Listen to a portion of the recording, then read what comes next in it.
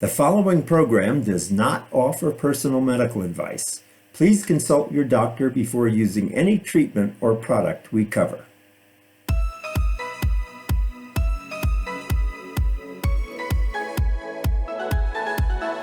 Welcome to Go to Health Media with your host, Jonathan Marks. We provide a welcoming environment where experts educate you on important health topics, answer your questions, and provide information from which you can benefit in consultation with your doctor. You can visit and subscribe to the show at gotohealthmedia.com. And now, here is Jonathan Marks. Hey everyone, welcome back to another show of Go to Health. We're so glad you're here with us today. Remember, you can watch us on our website at gotohealthmedia.com. You can watch us on YouTube, and you can also listen to us on 8 podcast networks. We do encourage you to subscribe at our website. That way you will not miss any of the shows we do because they are all wonderful. We love to interview health experts from around the world. So today's topic. A lot of people are going through a hard time right now, either physically, financially, psychologically, or even spiritually. Are you going through a hard time, or do you know someone who is? We have an interesting guest to talk about this with you today, so stay tuned. We have doctors who can help us physically or psychologically. We have financial advisors who can help us with money. We have career counselors who can help us find a job. We have clergy who can guide us in our particular religion.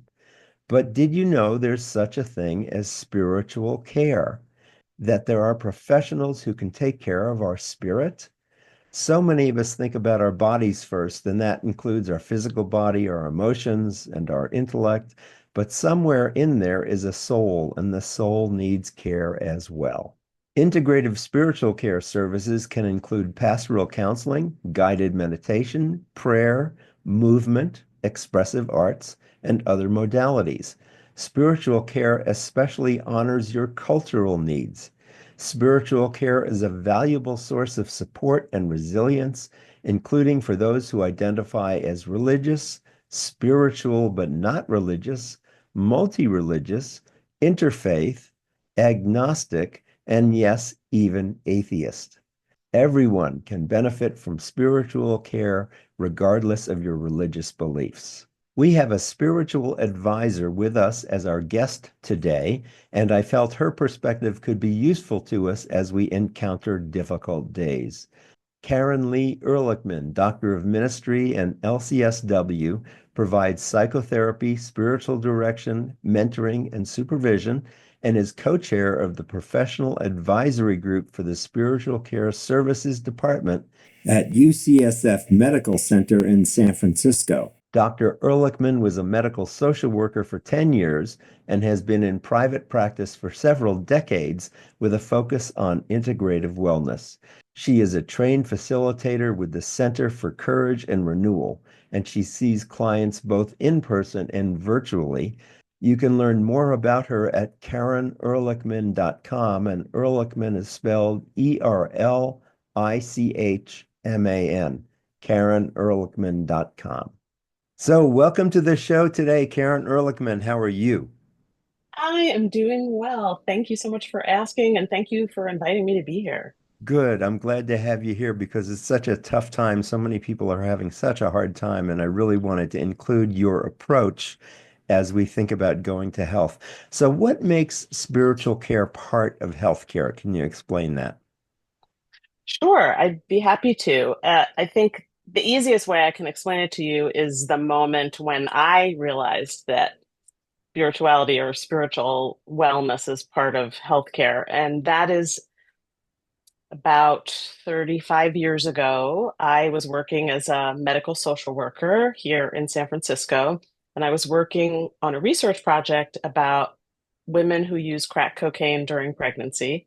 It was the Hmm. 90s when, at the height of the crack cocaine epidemic. Yes. And one of the tools that we used in this research project was a social support assessment that basically asked the pregnant women who were participating in the study who was in their social support system. And the data we got back was so astonishing to me because so many people had burned bridges in relationships and there'd been so much trauma, but like two-thirds of them put down God or a higher power as part of their social support system. Interesting. Yeah, fascinating. And I remember thinking at that moment, this is really important. I'm not sure why this is important, but I just had this feeling like this is important. I want to remember this. And that kind of planted the seed for me that here are these women.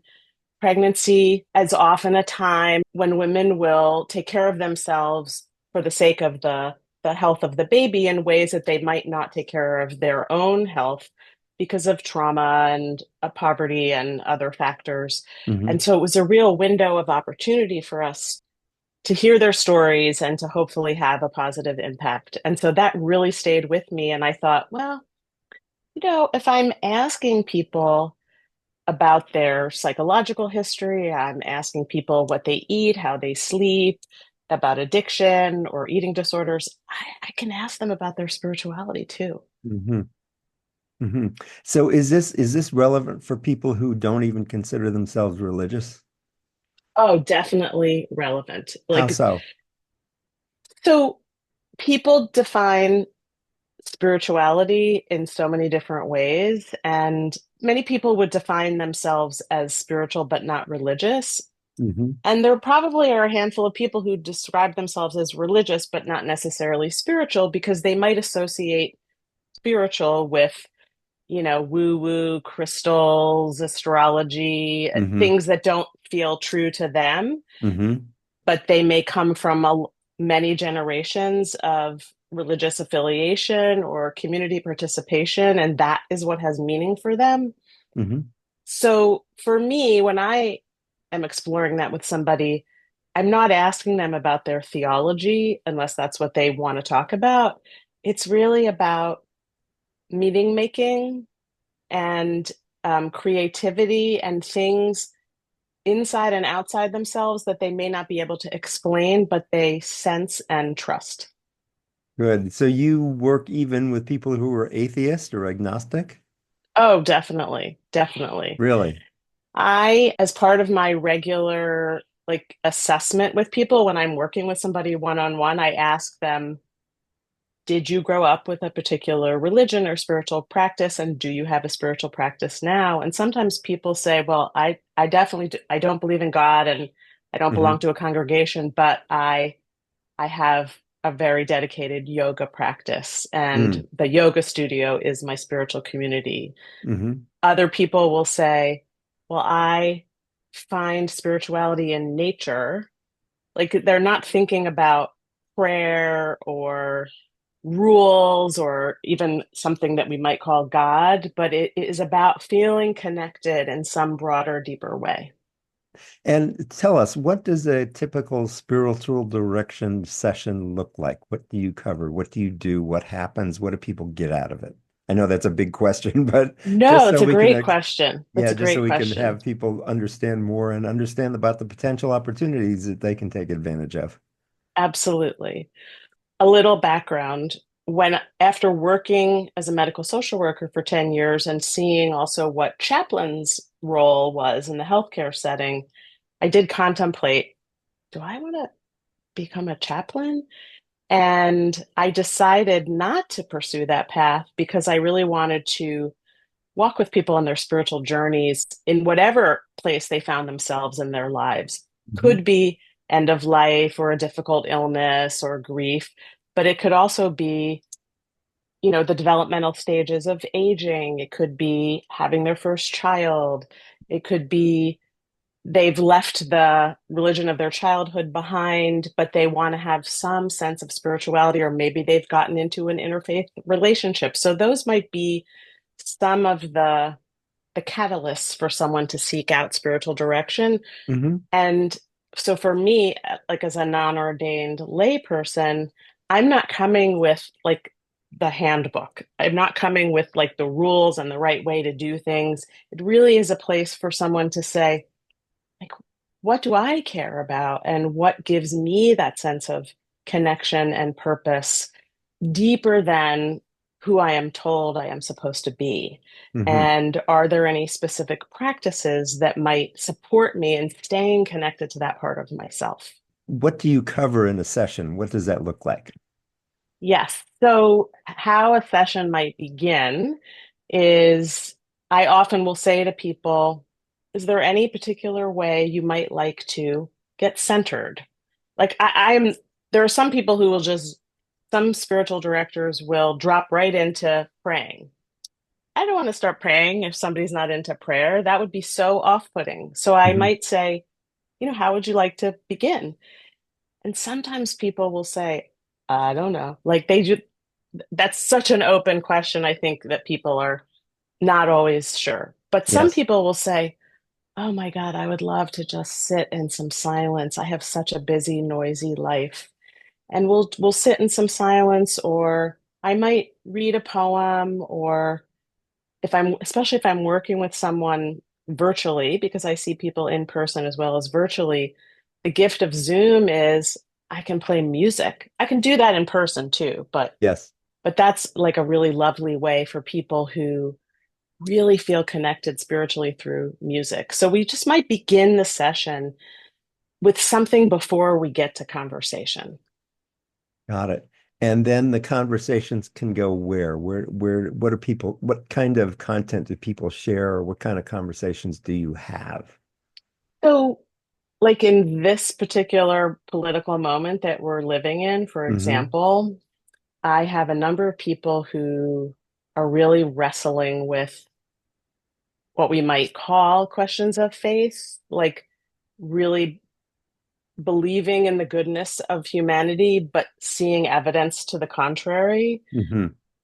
Really wrestling with that kind of in an ethical, spiritual way. Like, how do I make peace with that? What is mine to do? So, in spiritual direction, we talk a lot about discernment as a practice.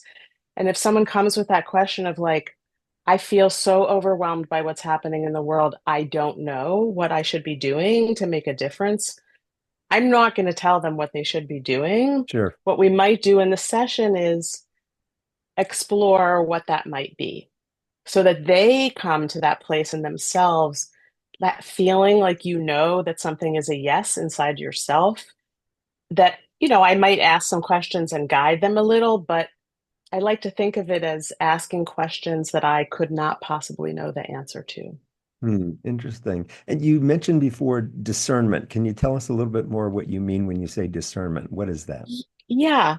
So discernment is sometimes seen as synonymous with decision making, and they are related, but not exactly the same. So discernment is a practice, like it's actually an active, engaged practice of accessing your inner knowing, the part of us that actually knows, like why you decided to wear the tie that you're wearing today. Hmm. It could have been because you set it out the night before. It could be because it didn't need to be ironed or it was clean. It didn't have to be like a very philosophical reason.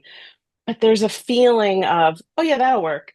And it's just like a split second of a feeling. And we're so unaccustomed to paying attention to that feeling Hmm. and having access to it. So for some people they who are more religious, they might say discernment is connecting to God's will for me. And for other people that's not their theology or it's not how they think. They might refer to that as their inner knowing or their intuition. So what I just picked up out of that is that spiritual direction can really help put people in touch with the decisions they make in their lives and getting a better understanding of why they make them Yeah. and what's driving it. And is there a theme that's going on there they should be more aware of? And the feeling of it. And when I think about this in the context of healthcare, the number of decisions that people have to make just about everyday wellness, not even, catastrophic things or, chronic illness or things like that, but just like I want spirituality to feel like as accessible to people as the way you just get up and brush your teeth in the morning because it's what you do. And so when people are having the experience of navigating their physical or emotional health, that requires some changes in behavior, changes in thinking, changes in the way they're accessing resources, that they're able to connect to the part of themselves that either gives them courage or motivation or the capacity to trust or connect to community. And we pay so much attention to the health of our bodies, the health of our minds, but the health of our spirit. Can you say a little bit more about how people get in touch with that, or if they even can't see it or can't feel it, don't believe it? I mean, how do people, what's your experience and how people get in touch with what their spirit actually is? That's such a great question. I think creativity is a part of it for some people. It's accessing our right brain, if you want to think about it neurologically. It's Hmm. about stories and metaphor and symbol and the senses. Like one of the things I'm doing with people a lot now because there's so much stress and anxiety Hmm. is using our senses as a way to calm and soothe the nervous system.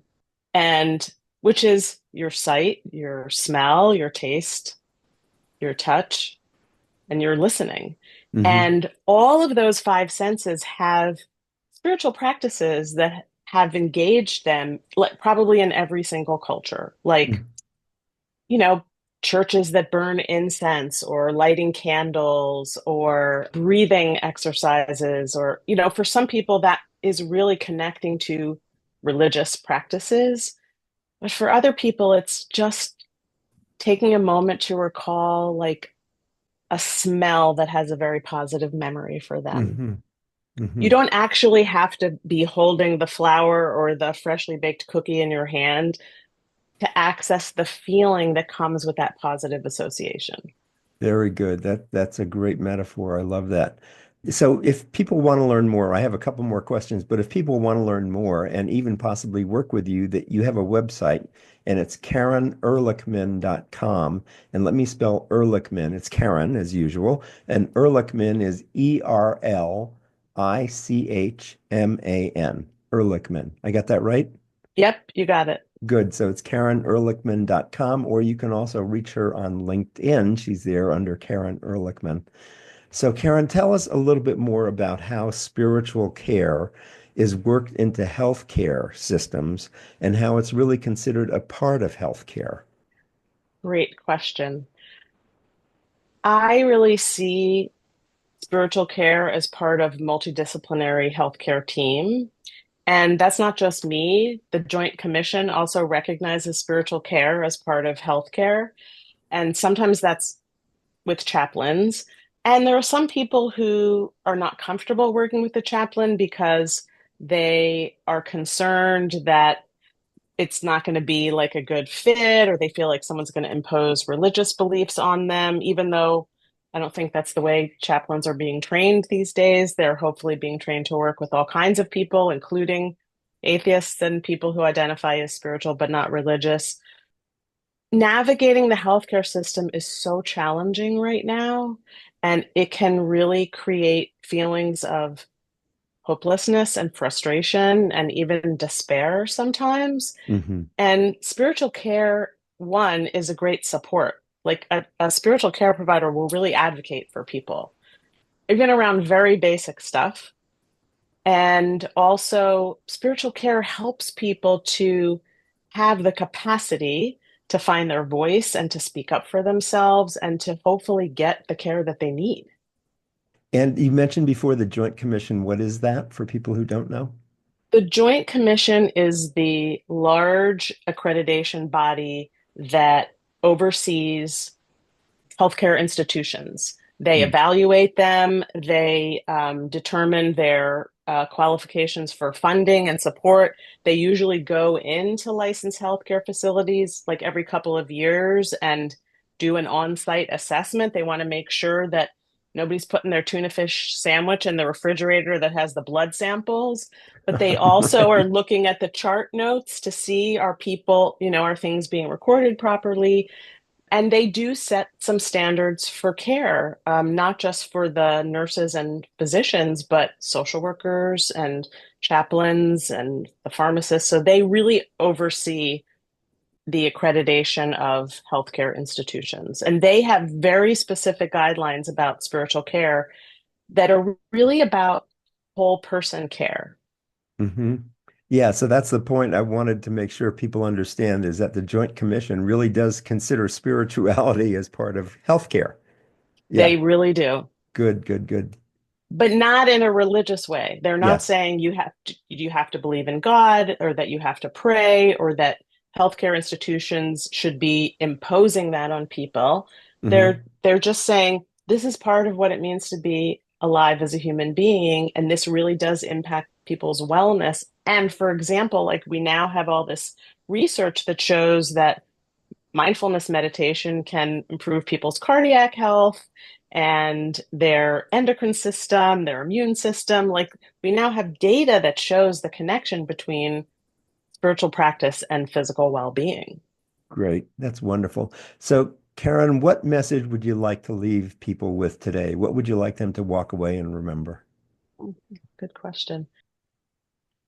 I hope that people walk away with a feeling that spirituality is something that's accessible to them and that spiritual direction is a resource that is really like someone companioning them on the journey, Hmm. an opportunity to explore that part of themselves without worrying about doing it right, a way to connect to where they come from, but also a way to be curious about where they are and where they're going.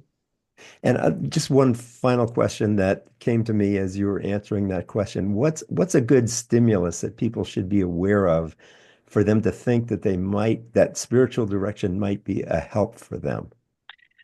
Oh, so many come to mind. I guess my first thought is a stimulus is if someone has had an experience that they can't explain, but they're curious about, like an experience either of synchronicity or a dream or something that like kind of sparked their sense of wonder that they might want to explore a little more deeply. So something positive. Oftentimes people seek out spiritual care around something painful, and that's true, but also sometimes people have some transcendent experience and they think, I don't know if I can talk to somebody else about that. They're going to think that this is crazy, but sometimes they're having a spiritual experience, and that might be the catalyst as well. Great. Thank you so much for being with us today and sharing your expertise and your insights. I think this is such an important time for people to be more in touch spiritually with themselves. These are challenging times, as you said before. And Karen is available to work with you either in person. Your office is in San Francisco, is that right? Yes. Good. Or online through Zoom. So she's got clients from all over the place. Karen Erlichman, and that's ERLICHMAN.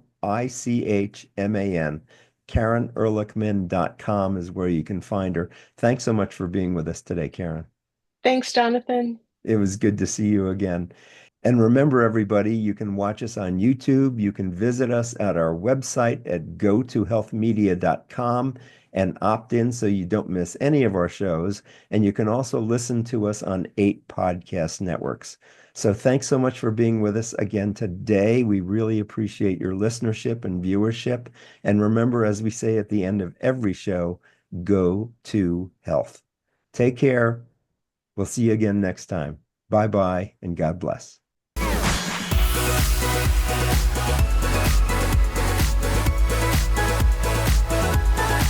Thank you for tuning in this week to Go to Health Media. Be sure to join Jonathan Marks and another health expert next time. You can also catch the program on your favorite podcast platform. Until our next show, be sure to visit us on the web at gotohealthmedia.com and elevate your life.